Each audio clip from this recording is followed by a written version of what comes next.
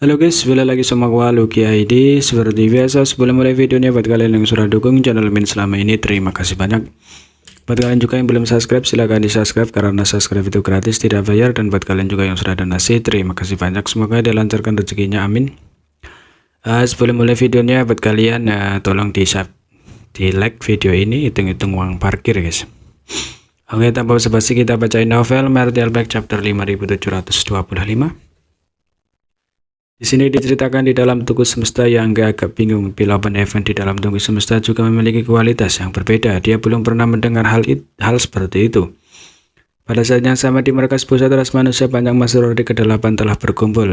Ini semua dipilih oleh ras manusia untuk bersaing mendapatkan peluang di dalam tungku semesta. Ada banyak master ras manusia orde ke-8 yang lama dan beberapa pendatang baru orde ke-8. Tetapi tanpa kecuali semuanya telah mencapai akhir batas orde ke-8. Saat itu mereka semua telah mencapai Openhaven orde ke-6 secara langsung dan telah mencapai puncak orde ke-8. Jika mereka ingin meningkatkan lebih jauh, mereka harus mengambil kesempatan di dalam tungku semesta. Setelah pintu masuk ke tungku semesta terbentuk perang antara ras manusia dan klan tinta pasti akan meletus. Misi mereka adalah bergegas ke tungku semesta terlebih dahulu dan mencari peluang untuk menjadi orde ke-9. Adapun yang lainnya mereka tidak perlu mengkhawatirkannya karena ada master ras manusia lain yang menghalangi campur tangan klan tinta. Banyak master orde ke-8 duduk seperti siswa di sekolah dan berdiri di depan mereka adalah seorang kultivator dengan aura yang kuat dan kultivasi yang tak terduga, Blood Claw. Karena Blood Claw secara pribadi telah mengalami kemunculan tunggu semesta terakhir kali dan pernah memasukinya untuk mencari peluang, pemahamannya tentang tunggu semesta tidak dapat dibandingkan dengan orang lain. Mi Chenglong secara khusus mengundangnya untuk menjelaskan situasi di dalam tunggu semesta sehingga semua orang dapat bersiap terlebih dahulu. Blood Claw tidak memiliki pengalaman khusus, jadi dia mengatakan apapun yang dia pikirkan. Master orde ke-8 di bawah semuanya memperhatikan hal ini. Dan tidak ada yang bisa mengatakan dengan pasti apakah apa yang dikatakan Blood Claw menjadi kunci untuk menyelamatkan hidup mereka atau memanfaatkan peluang. Mari kita bicara tentang Bill Openhaven di dalam tungku semesta. Semua orang tahu bahwa Bill Openhaven dapat membantu para kultivator menembus belenggu mereka. Tetapi apakah ada yang pernah memberitahu kamu bahwa bahkan Bill Openhaven di dalam tungku semesta dibagi menjadi beberapa tingkatan? Kelompok master orde ke-8 di bawah ini tidak bisa menahan diri untuk tidak meledak. Tidak ada yang pernah memberitahu mereka tentang ini sebelumnya. Mereka juga belum pernah mendengarnya sebelumnya. Mi Chenglong dan Qiang Shan bertukar pandang dan tersenyum pahit. Faktanya ketika mereka memperoleh informasi ini dari Blood Claw, mereka juga sangat terkejut. Bill Openhaven di dalam tungku semesta sebenarnya memiliki nilai yang berbeda. Blood Claw tidak mencoba bertele-tele dan melanjutkan. Saya tidak tahu bagaimana orde ke-9 Cave Haven Paradise membagi kelas. Lagi pula saya tidak berasal dari Cave Haven Paradise, jadi saya hanya akan membagi Openhaven Bill di tungku semesta menjadi dua jenis. Jenis pertama diketahui dapat membantu master orde ke-8 untuk menerobos ke orde ke-9. Bill Openhaven kualitas terbaik dan yang lainnya tidak memiliki efek magis seperti itu. Bill Openhaven kualitas rendah, kualitas terbaik dan kualitas rendah adalah divisi yang sangat kasar. Di bawahnya seorang master orde ke-8 bingung. Tidak perlu menyebutkan bahwa Bill Openhaven kualitas terbaik, tetapi saudaramu dapat kau. Bagaimana mungkin tunggu semesta ini menghasilkan Bill Openhaven kualitas rendah? Apa gunanya?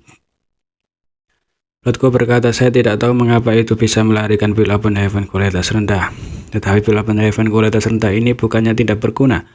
Meskipun kemajuan obatnya tidak sehebat Bill Openhaven kualitas terbaik, itu dapat membantu seorang menerobos kemacetan. Menerobos kemacetan bukan belenggu. Dengan mengatakan itu, Master Orde ke-8 mengerti. Master Orde ke-8 yang telah berbicara sebelumnya berkata, jadi begitulah adanya. Dengan kata lain, Bill Openhaven kualitas rendah ini juga merupakan harta langka. Jalur kultivasi seorang kultivator tidak selalu mulus. Misalnya pemilik klan Euro tidak. Ketika dia menerobos ke Openhaven, dia langsung maju ke orde ke-6 dan mencapai orde ke-8. Namun dia telah menghabiskan 2 atau 300 tahun dalam meditasi terpencil di tanah kosongan untuk menerobos orde ke-7. Feng Yin dan Dao Sukat juga sama. Butuh lebih dari 200 tahun baginya untuk menerobos dari orde ke-7 ke orde ke-8. Meskipun beberapa ratus tahun bukanlah waktu yang lama bagi seorang kultivator Openhaven Stack, jika mereka bisa mendapatkan bantuan dari Openhaven Bill, kualitas rendah mereka tidak perlu membuang waktu itu. Ras manusia saat ini memiliki banyak master Openhaven tingkat tinggi.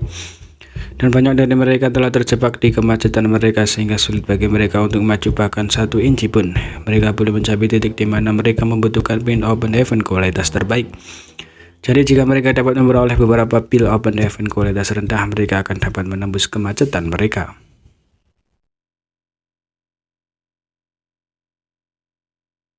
Membutuhkan pil open heaven kualitas terbaik, jadi jika mereka dapat memperoleh beberapa pil open heaven kualitas rendah, mereka akan dapat menembus kemacetan mereka. 1 atau 2 bukan apa-apa, tetapi jika mereka bisa mendapatkan lebih banyak, kualitas ras manusia pasti akan melonjak. Bukan karena ras manusia tidak memiliki pil roh yang dapat membantu para kultivator menerobos kemacetan, tetapi efek dari pil ini tidak terlalu baik. Ketika dikejar oleh loyal klan tinta yang tidak punya pilihan selain melarikan diri selama beberapa lusin tahun dan memasuki laut fenomena surgawi. Panennya tidak terbayangkan. Alasan mengapa dia mendapatkan panen yang begitu besar di laut fenomena surgawi adalah karena ada sungai Great Dao yang mengalir di dalamnya yang telah dia haluskan dan serap. Dia juga tidak menyangka bahwa akan ada begitu banyak jejak tanda Great Dao di dalam tungku semesta ini. Dan itu tampaknya berkali-kali lebih banyak daripada laut fenomena surgawi. Ini seperti memberi tongkat dan madu. Tunggu semesta telah menyeretnya ke dalam kekacauan ini dan menghancurkan rencananya untuk membunuh Monaye. Tapi sekarang keuntungan seperti itu sebenarnya menunggunya di sini. Ini benar-benar berkah tersembunyi, namun apa yang terbentang di depannya memang merupakan peluang besar. Yang sekarang menenangkan pikirannya dan membuka alam semesta kecilnya untuk menyerap dan memperbaiki tanda Dao ini. Sesaat kemudian alis Yangge berkerut ketika pintu alam semesta kecilnya terbuka lagi. Seolah-olah ada sesuatu yang terputus darinya. Apa yang terputus secara alami adalah tanda Dao yang baru saja dia serap. Setelah memperbaikinya untuk sementara waktu, Yangge menemukan bahwa tanda Dao di dalam tunggu semesta sebenarnya tidak dapat disempurnakan dan diserap. Penemuan ini menyebabkan suasana hatinya yang indah tenggelam ke dasar saat dia mencoba menyerap lebih banyak tanda Dao ke dalam alam semesta kecilnya. Setelah beberapa upaya, yang akhirnya yakin bahwa tidak ada cara untuk memperbaiki tanda Dao di dalam tunggu semesta ini. Adapun alasan mengapa dia tidak bisa memperbaikinya, dia agak bisa mengetahuinya.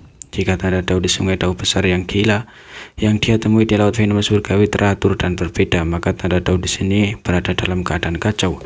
Jejak paling primitif dari tanda Dao besar. Menyempurnakan secara paksa tidak akan menguntungkannya. Penjelasan paling dangkal adalah perbedaan antara nasi putih dan nasi matang. Tanda Dao di tempat ini adalah nasi putih, sedangkan tanda Dao di sungai Dao besar di laut fenomena surgawi adalah nasi. Yang hanya perlu memakannya dan mencernanya untuk mengubahnya menjadi kekuatannya sendiri.